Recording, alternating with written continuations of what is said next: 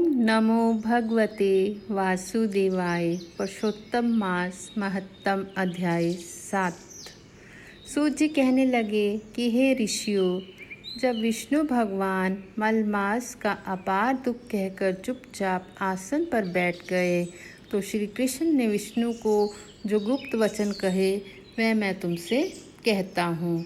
श्री पुरुषोत्तम बोले, हे विष्णु, आपने बहुत अच्छा किया जो मलमास का हाथ पकड़कर यहाँ पर ले आए। इससे लोक में महान कीर्ति पाओगे। जिसको तुमने स्वीकार किया उसको मैंने भी स्वीकार कर लिया। इसको मैं अपने समान ही करूँगा। गुण, कीर्ति, ऐश्वर्य, पराक्रम, भक्तों को वरदान, मेरे समान सभी गुण इसमें होंगे। जैसे मैं लोक में प्रसिद्ध हूँ वैसे ही यह भी पुरुषोत्तम नाम से विख्यात होगा। जो गुण मुझ में हैं वही मैंने इसको दिए। हे जनार्दन, तुम्हारी प्रसन्नता के लिए मैंने अपने सभी गुण इसको दे दिए। यह पुरुषोत्तम के नाम से जगत में विख्यात होगा और मेरे समान होकर सब मासों का स्वामी होगा। अब यह जगत को पूज्य, जगत के नमस्कार करने योग्य होकर पूजनीय होगा और पूजने वालों का दुख और गरीबी का नाश करेगा। सब नाश इच्छा वाले हैं, मैंने इसको इच्छा रहित किया। मनुष्यों को मोक्ष देने वाला अपने बराबर मैंने इसको किया।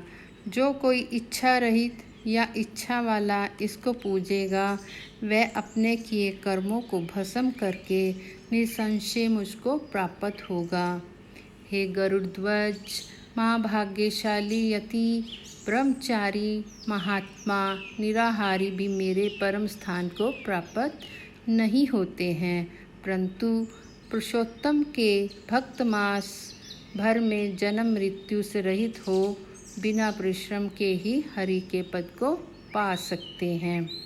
सब साधनों में श्रेष्ठ, सब काम तथा अर्थ का देने वाले यह पुरुषोत्तम मास स्वाध्याय योग्य हैं। जैसे हल से बोए हुए बीज करोड़ों गुना बढ़ते हैं, वैसे ही पुरुषोत्तम मास में किया हुआ पुण्य कोटि गुना बढ़ता है।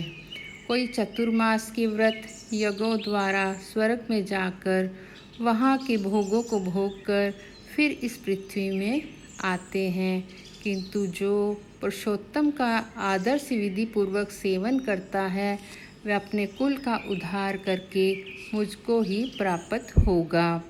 जो महाअज्ञानी मनुष्य इस मास में जप, दान आदि नहीं करते और अच्छे कर्म नहीं करते, देव, तीर्थ तथा ब्राह्मणों से वैर करते हैं, वे दुष्ट भाग्य वाले दूसरों के भाग्य पर जीने वाले हैं। उनको खरगोश के सींग के समान स्वप्न में भी सुख नहीं होगा।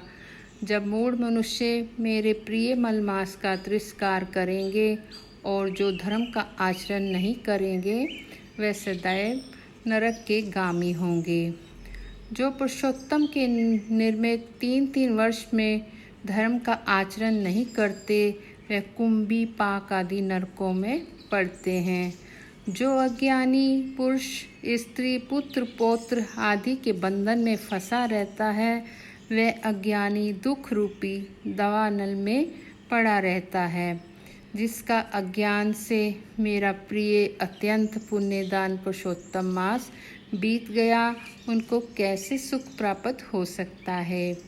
श्रेष्ठ भाग्य वाली जो स्त्रियां पुत्र, सुख, सौभाग्य के लिए पुरुषोत्तम मास में स्नान, दान तथा पूजन करेंगी, उनको मैं सौभाग्य, संपत्ति, सुख और पुत्र दूंगा।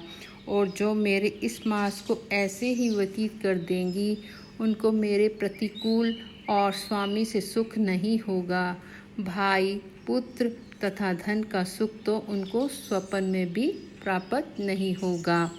अतः सब मनुष्यों को मेरे इस मास में स्नान, पूजा, जप आदि करना, विशेष करके अपनी शक्ति के अनुसार दान करना चाहिए।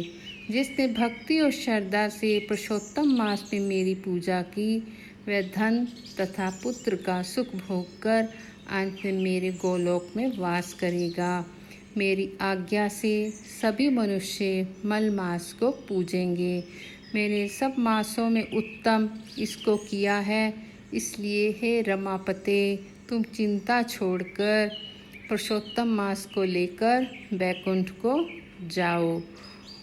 पुरुषोत्तम मास महत्तम अध्याय 7 पूर्ण हुआ। ओम नमो भगवते वासुदेवाय। श्री हरि आपकी इच्छा को पूर्ण करें।